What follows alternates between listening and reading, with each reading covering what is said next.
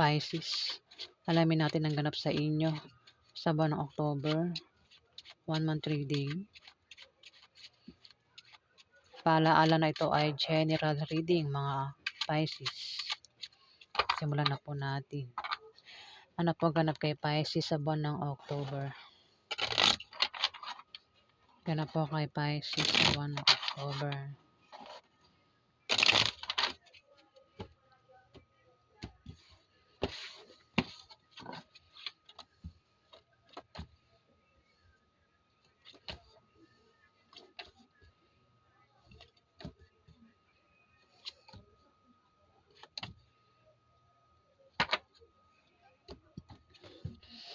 Mukhang magkaka-problema ka. Wait lang, didigay ako. Ayan, pasensya na po. Pisces, mukhang magkaka-problema ka sa buwan ng October. Sa bahay nyo, sa pamilya mo, pwede rin sa love life, gastusin araw-araw pang kalahatang problema at kailangan mo rito ng suporta, Aquarius. At maaaring magkaroon ng away sa inyo ng karelasyon mo, Aquarius. Pwede makaaway mo ay member ng pamilya mo o makaaway mo ay kamag-anak mo o mismong asawa mo, Pisces. Pisces po tayo pero may nabanggit ba ako ibang zodiac sign? Ayan, kung may nabanggit ako ibang zodiac sign, maaaring yan yung makaaway mo, Pisces, sa buwan ng October. Maaari lang yun Ten of Hearts, Pisces. Meron ka raw kahirapang pagdadaanan sa buwan ng October, Pisces. Pwedeng ito'y kahirapan sa pera, kahirapan sa pamilya, kahirapan sa pag-ibig, kahirapan sa buhay, o kung baka may taong nagpapahirap sa inyo sa buwan ng October, Pisces, ayan. Ikaw daw po ay may kahirapang pagdadaanan. Pwede rin naman, baka naman buntis ka, Pisces. Baka yan yung kahirapang pagdadaanan mo sa buwan ng October, Pisces. Maraming Pisces. Ayan, pero swerte ang kapalit ng kahirapan na yan, Pisces. Meron daw kayong kasama sa trabaho nyo o sa negosyo nyo, Pisces, ang hindi nyo kasundo. Maaring machismis daw kayo sa buwan ng October. Kung sino man itong kasama nyo sa negosyo nyo o kasama nyo sa trabaho nyo, Pisces. Ayan. Hindi raw kayo match ng ugali, Pisces. At maaaring machismis daw kayo. Kung machismis daw kayo, huwag nyong pansinin ang chismis, Pisces. Ayan Ngayon, para magkasundo kayo, kilalanin nyo raw yung isa't isa, Pisces. Magkakaroon daw ng party, inuman kasi yan, selebrasyon. Pwedeng binyag. Ayan, basta selebrasyon daw, Pisces, sa buwan ng October. At maaaring maimbitahan ka. Kung sa inyo maganap yung party, inuman kasiyahan, selebrasyon, ayan, baka ikaw yung mag-imbita rito, Pisces. Maaari din daw na ikaw ay magre-regalo o ikaw yung regaluhan sa buwan ng October, Pisces. Pero kung walang maganap na inuman kasiyahan, party, selebrasyon, ano lang ito, bisita. Pwede ikaw, meron kang bibisitahin o ikaw yung bibisitahin, Pisces. May paglago sa kaperahan nyo, Pisces, sa buwan ng October. Ang iba sa inyo na may trabaho, maaaring ma-promote at maaaring dagdagan ng sahod. Ang iba naman sa inyo na may negosyo, kung humihina sa ngayon, yan daw po ay biglang lalago sa buwan ng October, mga Pisces. Maaari din daw na kayo ay pamanahan ng kamag-anak nyo, Pisces. Kung tataya daw kayo sa loto o games, raffle games, ayan. Maaari daw po kayo manalo, mga Pisces. Ayan. Alamin pa natin ganap sa inyo. Napaganap sa mga Pisces sa buwan ng October. Ano? Bakit? Ano? Ay, hindi kita naintindihan. Ay, magtagalog ka.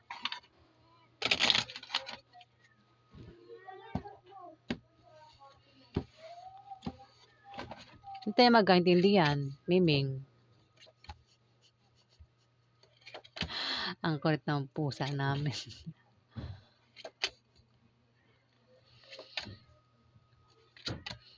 Naghanap siya ng kausap. Kaya lumapit sa akin. Yung nga lang di ko siya maintindihan.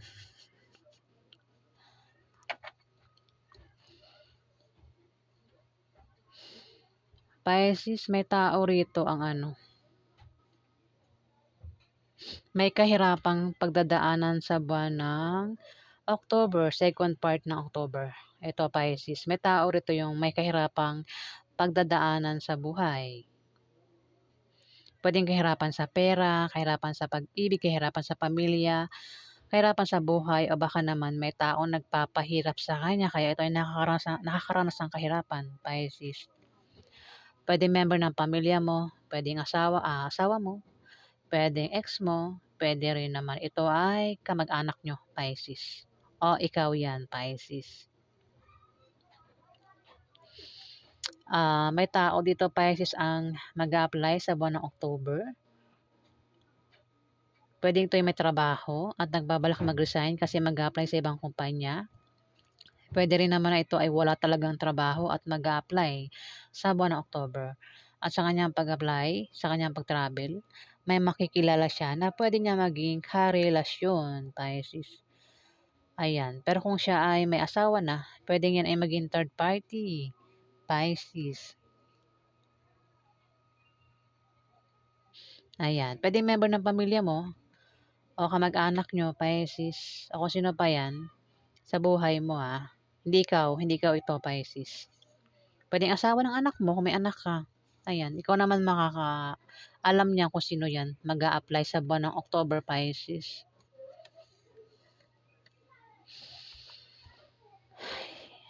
May tao rito, Pisces, ang made-depress at magiging negative ang pananaw niya sa buhay, Pisces, sa buwan ng October. Puwedeng ikaw o member ng pamilya mo o maaaring kamag-anak mo o puwedeng asawa mo, Pisces. At may tao rito, Pisces, ang gumawa ng masama sa iba o gumawa ng mabuti. Maaari din na ito ay ma-stress sa buwan ng October. Kung lumalabas siya sa gabi, ayan, ingat daw siya sa paglabas-labas niya sa gabi, Pisces, para makaiwas sa panganib. Maaaring ang balak nito, Pisces, siya ay mag-apply ng trabaho sa buwan ng October, Pisces. Ayan, puwedeng member ng pamilya mo, puwedeng kamag-anak mo, o kung sino pa 'yan, Pisces. Puwedeng anak mo o kapatid mo na bata sa'yo, Pisces. Ayan. Alamin pa natin ganap kay Pisces. Ano pa ganap kay Pisces? Ano pa ganap kay Pisces sa buwan ng October?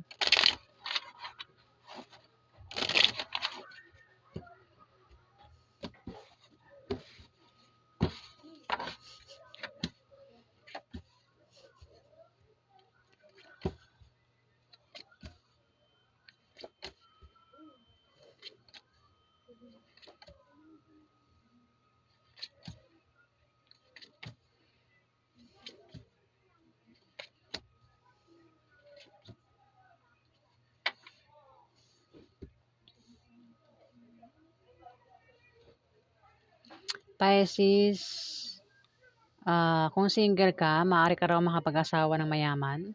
Pero kung may asawa ka, maaaring asawa niyo mayaman o kayo daw po yung mayaman. Ayan. Kung hindi naman, meron daw kayong kamag-anak ang maaaring bigyan kayo ng pamana sa buwan ng October. Last part ito, last part ng October. May magbibigay sa inyo ng pera sa buwan ng October, Pisces. Try nyo rin daw tumaya sa Lotto o games, raffle games. Maaari daw po kayo manalo. Kung meron daw kayong negosyo, may pag-angat, Pisces. Ang iba sa inyo, Pisces, ay magkakaroon ng mabulaklak na partnership o engagement. Kung hindi sa inyo mangyari, maring sa member ng pamilya nyo. Ayan, maganap yung magkakaroon daw ng mabulaklak na partnership o engagement, Pisces. Kung kayo naman daw ay magka-problema, Pisces, o may taong magkakaproblema sa buwan ng October na member ng pamilya nyo o kamag-anak mo yan, Pisces, nandiyan lang daw po kayo nakasuporta.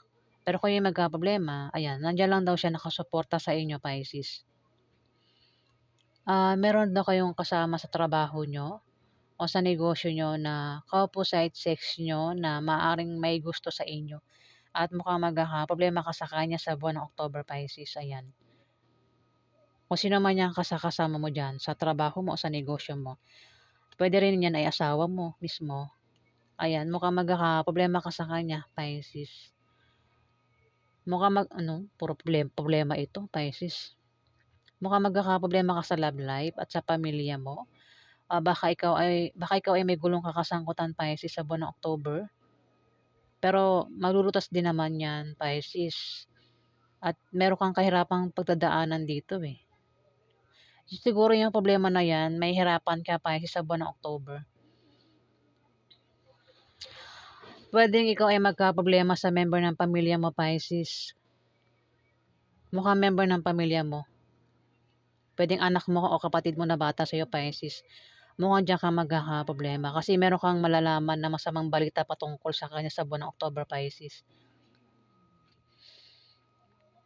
At may tao nga rito, puwedeng ikaw itong member ng pamilya mo, kung sino man ito, baka kamag-anak mo ito, Pisces, na maaaring ikaw o siya nakakaranas ng kahirapan dito o makakaranas ng kahirapan sa buwan ng October dahil sa problema, Pisces. Puwedeng kahirapan sa love life, kahirapan sa pera, kahirapan ah, sa buhay o kahirapan sa pamilya, basta kahirapan daw eh. Maraming ibig sabihin yung kahirapan eh. Kung buntis, 'di ba, nahihirapan sa pinagbubuntis. Kung may sakit, nahihirapan sa sakit. Ayan, may tao rito, Pisces, ang nahihirapan o mahihirapan sa buwan ng October, Pisces. Tumapat siya sa member ng pamilya mo, Pisces. Puwedeng anak mo o kapatid mo na bata sa'yo o maaaring ito ay kamag-anak mo, Pisces, bata ito sa'yo.